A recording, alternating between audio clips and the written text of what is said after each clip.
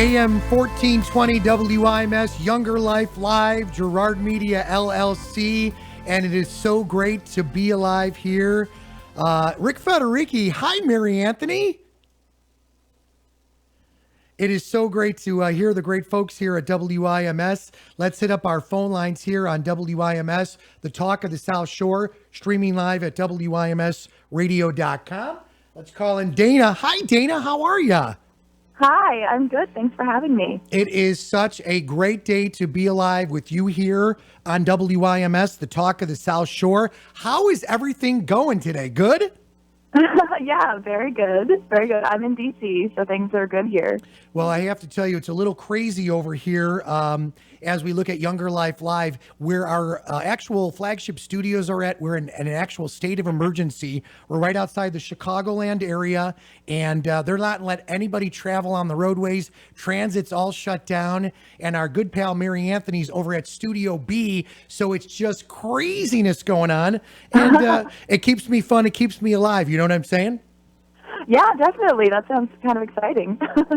Right, exactly. So I wanted to throw this out there to you. Obviously, we're thinking about things to do in the new year. And as we look at things that we've all promised ourselves and different things like that, I want you to talk a little bit, Dana, about yourself, because you, I find, a very fascinating individual. We're going to get into here on Younger Life Live a little bit about yourself and things that we can all do potentially to keep on track, for lack of a better word. Tell us a little bit about you, Dana, please. Sure. Well, I live in DC. I'm a government consultant here, and I started running a little over 10 years ago because I was at the time working at the White House for President Bush, and President Bush was a big runner, so he made a 5K race for staff. And I never ran growing up. I'm not naturally athletic, but I wanted to do the race because, you know, how can you say no to running with Secret Service agents when you have the chance? So that's the first time I ever ran a race, and I kind of got hooked from there and started doing more and more races. There's a big running community in DC, and so it became kind of a social thing to do. And I found that running races is a really fun way to have an adventure on the weekend. So I know you guys like to talk about how to kind of stay young, and I think that's a great way to stay young. And I think running is something that's intimidating to a lot of people. But I guess I wanted to write a book about my journey as a very average person and how I've been able to enjoy races, and why I think there's a place for pretty much everyone in the running community. And so a lot of people have New Year's resolutions to do their first 5K race or to finish a marathon. And so I kind of am trying to encourage people by telling my own funny stories, but also just motivating people who feel like they don't look like a runner, so they can't be a runner. You know what? I have to tell you, what prompted you, you know, as you look at doing this project? Was it something, since you're not a runner? And I got to tell you, for me personally, running would be tough. But I think the real cool thing about this particular thing is you said to yourself, I'm really not a runner, but I'm doing it. What kind of prompted you to kind of get inside of this, wrap your arms around and say, I'm doing it? Well, like I said, the first race, I honestly did it just for the novelty, just to be able to run with the president. I was way behind him. He's like a 6-minute mile guy. I was pretty much walking, but you know, I was in the race with him, so it was fun. And then after that, what kept me going is so many of my friends were doing races, and I started I guess I was intimidated by the sport, and I thought it was only these, you know, super skinny, super fast, competitive runners out there. But then I started seeing people who look like me, who aren't, you know, this isn't their full-time thing. I'm not terribly dedicated. I skip workouts all the time. And, you know, I'm not super thin. I'm definitely not fast. But I started seeing people who look a lot like me who were also doing races. So I was like, you know what? If they can do it, I can probably do it too. And then it builds on top of each other. So all of the races that I've done kind of built this little confidence mound in my head over the years. So it was like, well, if I can do a 5K, maybe I can do an 8K, and then a half marathon, and then a full marathon. And I just got sucked in. But it's just been so fun. Mary, I love that. I love that, Dana. I love that. Yeah, Mary, I wanted to throw this out there because you and I constantly are talking about, when we jump on different things, it's tough for both of us. You being a mom of five, me being a dad of two, our careers and the different things. But I'm loving this attitude and everything that Dana's bringing to the table today. Why don't you jump on some of that? Yes, Dana, I love that you said, you do skip workouts. You don't feel like you're overly dedicated. I found that's why I love your take on it. I love that I too have done a couple different 5Ks and I have really enjoyed them. I more or less walk. I walk and jog in spurts, but the atmosphere is so energetic with those, and it's so much fun that I definitely see that being contagious. And I love your take on it that it's okay if you're that person that is walking it, as long as you're enjoying it and doing it, it's so good for you. So I love that. I'm interested to know. You were talking about the president doing a 6 minute mile. That's crazy. What is your average? um, I am always hesitant to say my pace because I talked to a book about being slow, and I know that there are people who are slower paced than I Yeah, am, and so yeah, I don't want that's them to feel true. like, oh, Very geez, true. that I'm really slow. I think there's a place for everyone, but I personally, right now, am usually around like an 11 or a 12-minute mile Sweet. for any distance. I'm in the Navy Reserve too, so I do have to run a mile and a half twice a year at Mhm. faster pace than that, but that's just a mile and a half. So if I'm doing a Yeah. race, it's probably 11 or 12-minute miles. And I have ran, like I did one full marathon, and I completely did the walk run method through the whole thing. Yeah, that's There's always people slower than me in races. And honestly, like it's so much fun at the back of the pack because it's so competitive in the front. But that's not right. everybody who's out there. So there really is a place for people who are just doing it to try to do something healthy for the morning. Yeah. It's there's a like you said, it's so positive, and people are celebrating Yes. each other's successes regardless of the pace. Yeah, and it's fun. It's fun. Everybody just gets excited. And, I've done a couple of them where there's music and, it's just exciting and a lot of fun. So I love this take on it. I love that you say it's okay to be slow and you consider yourself an expert at slow running. I mean, it's funny, but it's so true. It's so relatable to most of us. I myself, absolutely, I'm not naturally athletic either. So, I love to do things and try anything, but at my own pace, certainly. So I love that. I love that it's okay. Every people need to know it's okay to not be the best or the one up front. I love to have the timer, when you're running, because I like to just beat my own self. The next time I do it, try to be faster than I was Hmm. the last time, and it is a lot of fun. Let's see. Um, so why do you keep doing this? That's one of the questions I have for you. Why do you keep running, Dana, even though it's not been something that does come easily to you? Is it because it is fun and because, or more or less because you know you should because it's healthy? Is this just something you do because you actually enjoy it? It's a combination of things, honestly. It is part that I know it's good for me. I always say, don't let perfection be the enemy of better than nothing. So even Mm. if I can't go for a 5 mile run, I will try to go for a run for 10 minutes because I know that doing something is better than doing nothing. And there's actually a psychological impact to that. I talk about it in the book using wombats. You'll have to read the book to understand how that ties in. But um, Mhm. when you go out and you make a choice like that, you're actually signaling to your brain that you are someone who is a runner, or you're someone who cares Yeah. about your health and fitness, and it actually makes it easier the next time to go out because eventually you act like you're a runner long enough, you become one. So it's kind That's of so true. reinforcing that this is who I am, this is what I do. Can, So I do try to get a little bit of exercise, even if it's not much.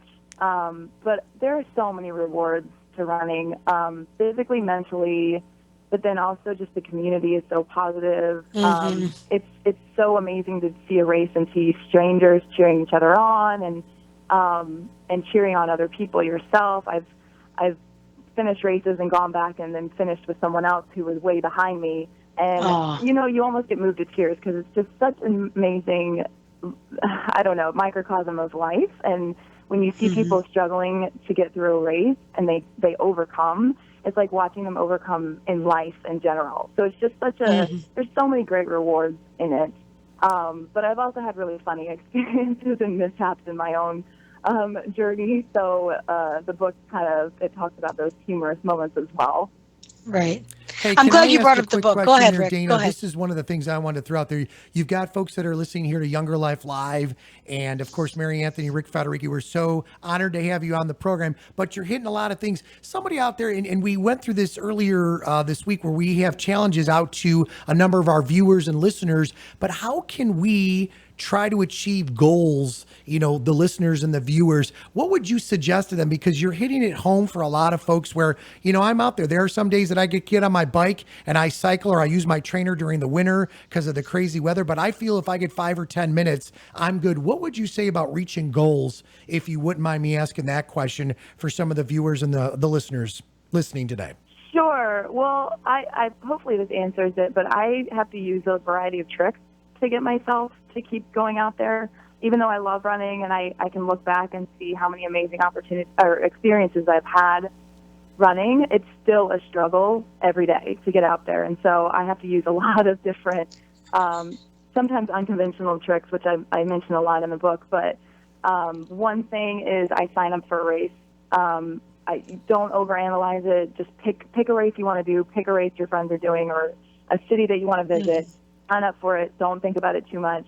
And once you make that decision and once you put money down, especially, it really helps you lock in and get out and train more. It's just something about having that target in mind gets me out on the trail way more than if I didn't have a race on the horizon. So that's one way that I use to get myself out there. And then there's all kinds of things. For running, there's fun apps that you can download. Some of them give money to charity for every mile that you do. One has zombies that chase you, like whatever it is. That's You funny. go, girl. You go, Dana. A Yeah. little Walking Dead action in there. Mary and I are smiling ear to ear right now. Yeah, Dana, that's a great point. Those little tricks are so key. And you've mentioned your book a couple. It's a fabulous book, and it certainly has been well received. And I think I want to go ahead and say the title again, just for those that didn't hear us say it earlier and didn't hear us say it the last few days. It's Dana Ayers, Confessions of an Unlikely Runner: A Guide to Racing and Obstacle Courses for the Averagely Fit and Halfway Dedicated. I mean, I love it because I find it of the comedic take on it. I think that's so great. Why do you think that it resonates with so many people, Dana? The book. Yeah. And it's available on Amazon.com. So unfortunately, it's not in Right. bookstores yet, but it is available on paperback or Kindle. I think it resonates with people because, there are a lot of places you can go to get tips on how to be faster, or what breathing techniques to use, or what stretching, And I didn't see a ton out there for people who are intimidated by the sport or feel like, oh, I'm not really a runner because I'm walking, or people don't look like me in races, so I'm scared to try one. So I feel like people resonated with the book because I just am honest about my own journey, and it is entertaining because I have had some weird stuff happen, but it's also motivating for those people who feel like they're not fast enough or thin enough or dedicated enough to finish a race or to be a real runner. So I think that's why it's been resonating with people, because it's kind of like, oh, okay, I'm not alone. I'm loving this, Dana. I am actually up on dcdana.com, and I know Mary Anthony's got that up on her screen as we're here with Younger Life Live. Dana Ayers, of course. You seem like I could just see you and I could feel it in your energy, but your picture's actually up on your website as well. You could purchase your book actually from your website, which I think is a great thing. So it's dcdana.com, and it's an absolutely, as Mary had mentioned, a fabulous read. It's fun. I love your attitude. I love your edge. And by the way, thank you for serving. Talk a little bit about how, if you wouldn't mind on a spin to this, how you got involved with the reserves, because that's huge for a lot of folks. Right. Could you bring that up, please, and talk about that?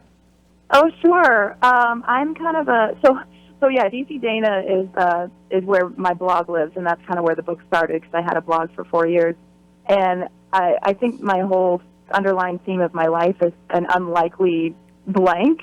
And so the Navy actually falls into that. I'm not your typical military person. I joined in my 30s. I went straight into the reserves. I don't have prior active duty service. but I wanted to serve for a long time and couldn't figure out the best way to do it. And I found a program called the Direct Commission Program, where the certain branches of the military, if they have specific skill sets that they're looking for, they will take someone based on their civilian expertise and bring them straight in as an officer. So it's a competitive program. It's got a lot to do with it's got a lot going on with the application process and everything, but it was an avenue for me to go in, and it's been amazing. I've only been in for about 2 years, but it's just great to be able to serve my country and still work on my civilian career that I've been building over the last 10 plus years. And of course, the running is part of it. And I mentioned in the book, that it's humbling to be a slow runner because, like, I've been passed by everyone in my unit during PT tests, as well as people in another unit that started because I was so slow that the other units let their people go before I finished. So definitely humbling, but worth it to keep staying out there and trying. Absolutely. Fantastic. I know, Mary Anthony, you and I had chatted about this in previous sessions here at Younger Life Live. It's got to make you smile too, because I know that you and I, with our different challenges and the challenges that are put up to us with listeners, viewers, and even ourselves, that sometimes these things are challenging, but I love the attitude. All right. Well, Dana, we want to thank you so much for being here with Younger Life Live. Is there any final thoughts you wanted to throw out there for our listeners or for our viewers? Anything about the book? And what's the next step for you? Are you going to be writing more books, or what's going on? That's the plan. That's the hope. I would love to continue the Confessions of an Unlikely series and maybe talk about something else next time. But yeah, it's just been so fun to connect with readers. I mentioned in the book this weird thing that happens to me. I see floss sticks all over the place when I run, and so I started posting about it on social media, and then everyone else started seeing floss sticks when they ran. So it's become this really weird connection between me and runners all over the world. And so I would love if people tweeted me or emailed me if they find those sticks, and it kind of reminds us all to keep running. It's a weird little thing that's just happening, but no, I just would encourage people to give it a try. If you've never ran before, I always tell people to start slower than you think you should and give it at least 10, 15 minutes, because for some reason those are just the hardest, and your body settles into it after that a little bit better. And I think a lot of people give up too soon, but there really are fantastic rewards to running in the running community. And so give it a shot. I really think there's a place for everybody. And again, you can get my book on Amazon, and I would love to hear from people and share your own stories with me. Well, thank you so much for joining Mary and myself here today. An honor to have you on. You keep up the awesome work. We're very proud of you. We'd love to have you back on the year here with Younger Life Live. And I hope you have a wonderful, wonderful day. Thank you. Thank you. I'd love that. You too. All right. Bye. All right. Younger Life Live, Rick Federici, Mary Anthony. On a most unique day, we will keep you updated right here on AM 1420 WIMS, the talk of the South Shore, of course, and Mary Anthony. So, Mary, are you digging it so far today? I know it's a little crazy, and it's been a little unique. I feel bad I couldn't hear Dana the last 5 minutes or so. I couldn't hear her, but she is such an interesting person. Really, the book is a great read, as you said. But there's just little funny things. She considers herself an ambassador for the unlikelies of the world, and I think it's such a funny take on it that to take yourself a little bit. You don't have to take yourself so seriously. The point is to make sure you're out there doing something for you, for yourself, for your health, for your fitness. And she really is an expert on perseverance and resiliency, that even if you're having one of those days that you're having a hard time sticking to that resolution, to, like she said, do 5 or 10 minutes of whatever it is, whether it's the biking, like you're trying to do a lot more on your trainer, the working out, the running. I mean, really, I just think it is so. She's just great. She's funny. I would love to have her back when we're not in such a abnormal situation where I'm here and not able to really hear and see anything that's going on. It's very different. Well, So, and I'm going to say this too, um, as we go through, some of, and I don't want to use the word growing pains, but adding our technology and creating a synergy and atmosphere between multiple studios. We'll get it down to a science one of these days, kiddo, and it'll be in the next few days. So we will keep people updated on this and more here with, of course, your Younger Life Live crew. And we thank Ryan, Beth, and all the folks that are here with us as well. Rick Federici, Mary Anthony here. It is a great day to be alive here with Younger Life Live. And of course, we've got more coming up in just a bit here on Younger Life Live. Don't you go away. All right, so we're back for another great day, another installment of Younger Life Live. Do you feel